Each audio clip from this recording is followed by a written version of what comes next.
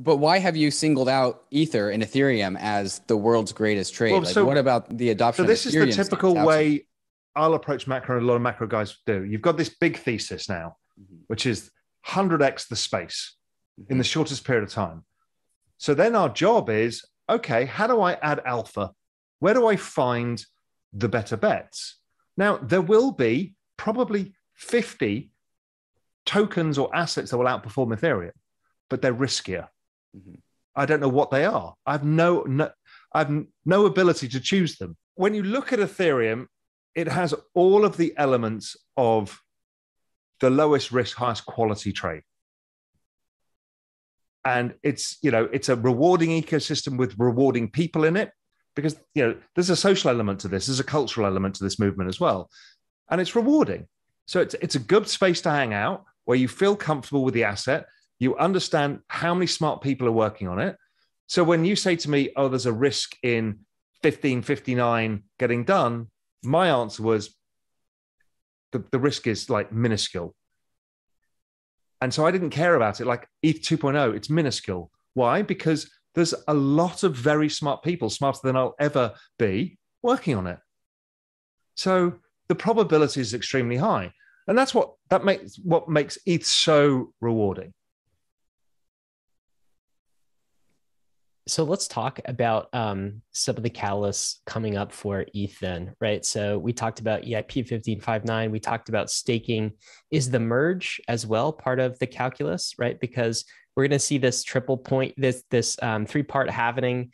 We're going to see like a massive reduction in supply. Is this the bull case? Is it mainly from a supply side, or is there a demand side? Knowing how markets work, this is going to catch a lot of people by surprise.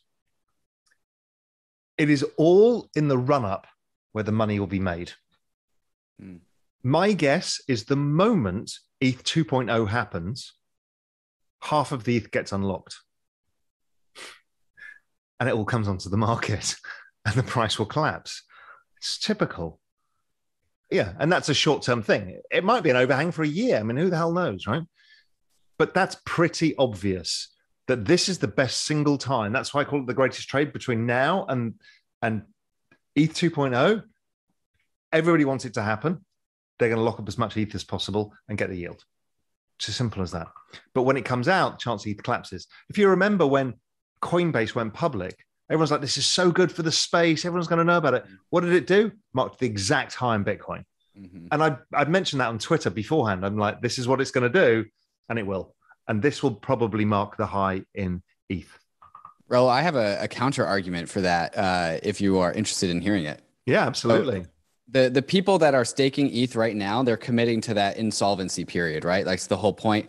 As soon as the merge happens, that insolvency period is up and they can withdraw. That's what you're talking about.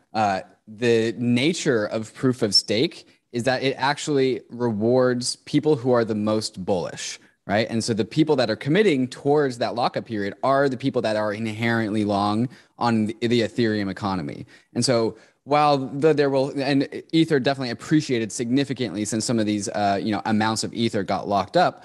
And so by definition, there will be people who want to realize those gains, but they are also going to be the population of people that are most inherently tied to the health of Ethereum itself. And they're most interested in the long-term success of Ethereum. So if there's any population of people that's not going to dump right after the unlock period happens, it's the people who are ready to take a year of insolvency.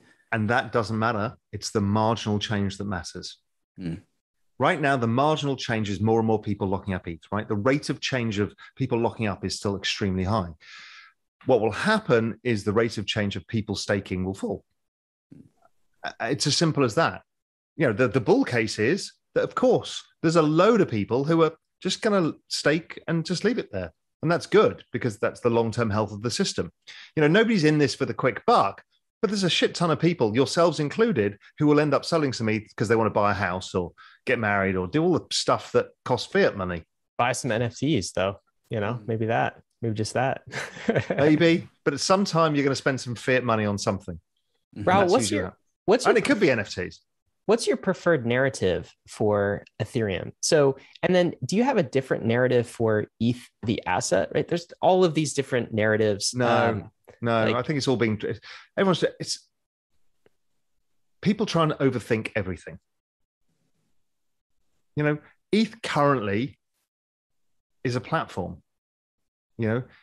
That's how I think about it. It's a platform from which to utilize their blockchain to transfer value, to store value, and to create applications on top. So, is elements of it money, as we talked about? Yes. Are elements of store of value? Yes. Are elements pure technology? Yes. I mean, it's everything. So, it kind of is still the vision that Vitalik had of the kind of internet computer. I mean, it is that, but that sounds a bit restrictive. It's kind of I call it the internet of value, and you could call it the platform of value.